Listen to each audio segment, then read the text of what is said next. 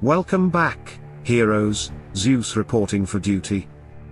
In this video, we're uncovering a mechanic that looks simple on the surface but becomes absolutely devastating once you understand how it truly works. This is something that can flip a losing fight into a clean victory, and yet almost nobody uses it correctly. Let's break it open.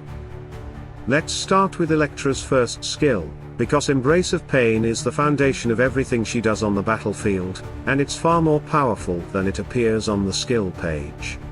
The description tells you that Electra shields herself for a fixed amount of damage and then detonates for a percentage of what she absorbed, but the real strength of this skill comes from how it interacts with her stats, conversions, and team buffs. When Electra activates Embrace of Pain, she becomes completely immobile and untargetable by control. She can't be stunned, charmed, knocked back, or silenced. This lockdown lasts for 10 seconds, and during that time she acts like a damage sponge, collecting every hit the enemy throws at her. The more they attack her, the more dangerous she becomes, because the explosion is literally calculated from the total amount of damage the shield eats. Here's the hidden part the game doesn't show. Electra's shield isn't based on the health you see on her profile. Her fourth skill converts all her armor and magic defense into strength, and then strength converts again into bonus health. This means her real combat health can be 2 to 3 times higher than what you see before the battle begins.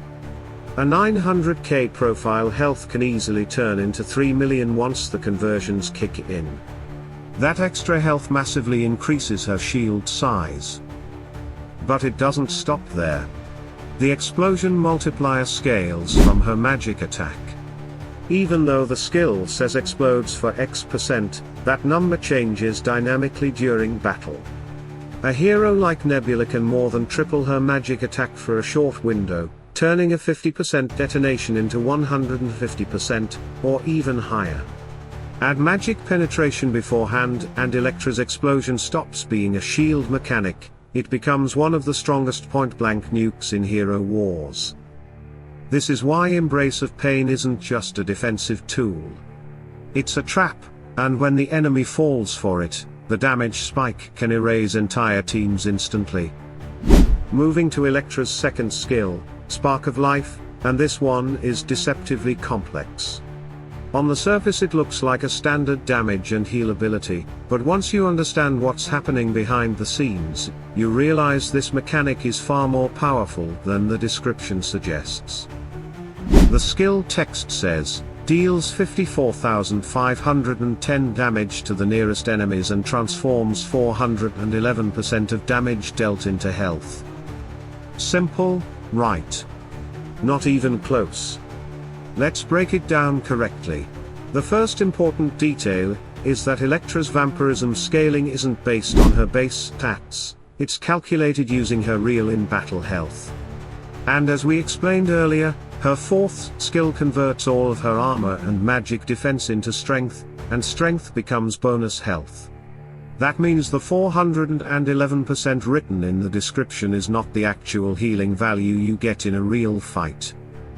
Once those conversions apply, Electra's effective vampirism multiplier jumps to about 627%, before counting any external support. And she has 2 allies who can push that number even further, Oliver, who provides permanent bonus health, and Aiden, whose bond mechanic shares and amplifies the health pool.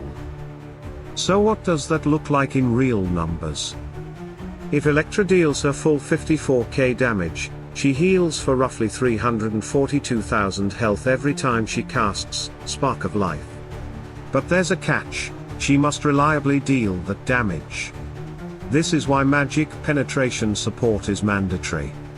Without it, her damage falls short, and so does her healing. With the right setup, magic penetration artifact active, Aiden's bond applied, and Nebula boosting her magic attack, this healing doesn't just increase. It skyrockets. In ideal conditions, Spark of Life can easily jump toward 1 million healing per cast, turning Electra into a self-sustaining engine that's nearly impossible to bring down. This is where Electra stops being just another mage and becomes a sustained monster capable of out-healing entire enemy teams if supported correctly. Now let's move to Electra's third skill, Oath of Protection.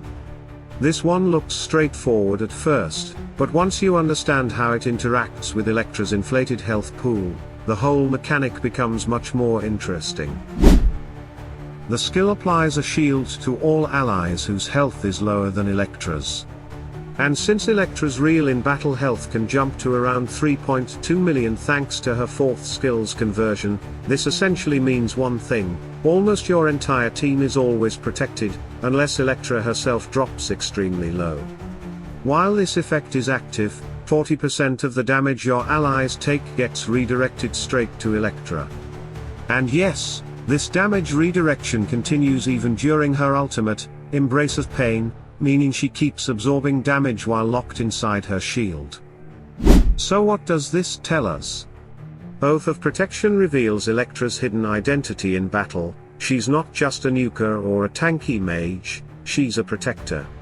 But like every protective effect, it comes with both strengths and weaknesses. Let's start with the positives. The most obvious benefit is that Electra shields fragile teammates, especially those who become vulnerable during their ultimate animations. A great example is Amira. Because Electra's redirection stays active while Amira channels her Hurricane, Amira takes far less damage and keeps her Storm active longer, allowing her to deliver a much stronger finishing blow. Electra and Jorgen's Leper actually counter each other in different ways. On one hand, Electra softens Leper's impact because Oath of Protection pulls 40% of that redirected physical damage away from your backline, and into her shield, giving fragile heroes a better chance to survive. But on the other hand, Leper also counters Electra. The skill still targets the backline directly, and during Electra's ultimate she isn't taking full damage, only the 40% redirect. That means the remaining damage still hits your backline hard, especially in setups like Jorgen plus Ishmael. So Electra reduces part of Leper's pressure. But Leper still pushes Dangerous Burst into the backline, making it a two-way interaction.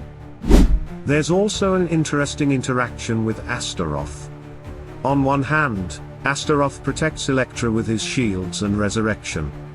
On the other, Electra's redirection sends a portion of all team damage back to her, meaning Astaroth ends up sharing that burden as well. It's a double-edged synergy, but still a functional one.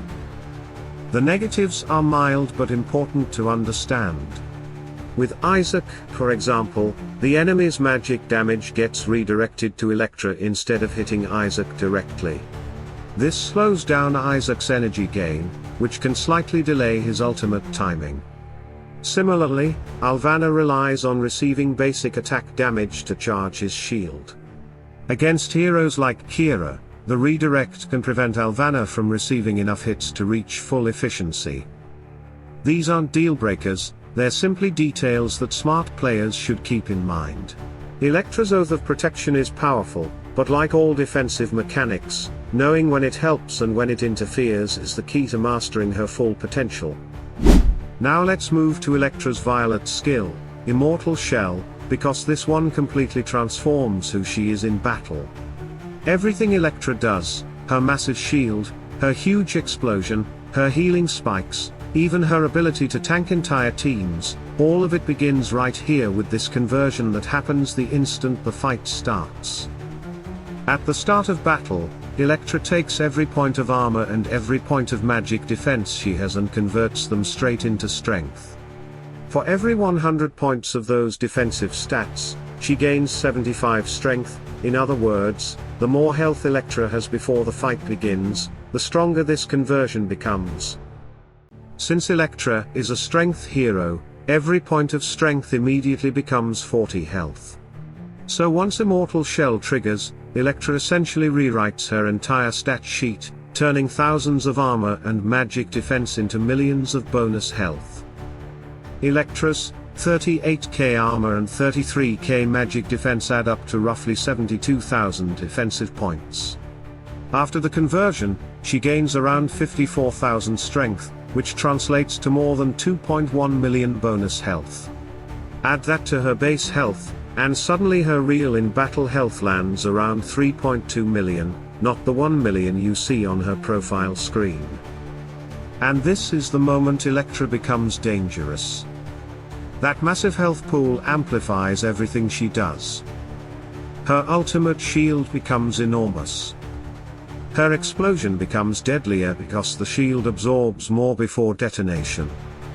Her healing from Spark of Life becomes more reliable because she can survive much longer.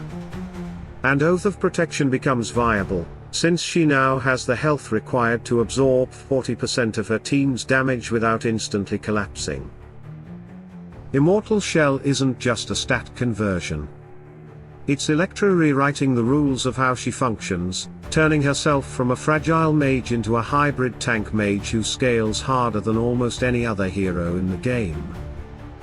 And that's Electra in a nutshell, a hero who looks simple, but once her mechanics kick in, she becomes a tank, a nuker, and a self-sustaining monster all at the same time. Her explosion, her healing, her protection, and her massive health scaling all work together to turn her into one of the most unique heroes in the game. Now I want to hear from you. How did your Electra perform? What's the highest explosion or healing number you've seen? Drop your results in the comments. I'm always curious to see your tests. If you enjoyed this breakdown, make sure to like the video, subscribe, and turn on notifications so you don't miss the next guide. Stay sharp, stay strategic. Salute and friendship.